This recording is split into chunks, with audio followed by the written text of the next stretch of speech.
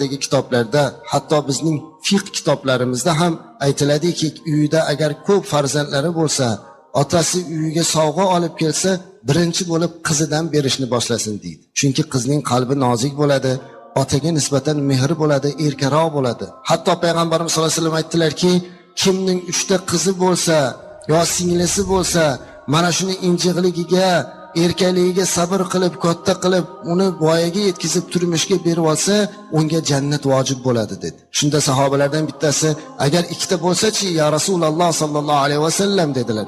Sarvari koinot aytdilar, 2 ta bo'lsa ham. Yana bittasi turib, 1 ta bo'lsa-chi dedilar, 1 ta bo'lsa ham dedilar. Mana bu islomda qiz bolani ko'klariga ko'tarishlik, azizlar.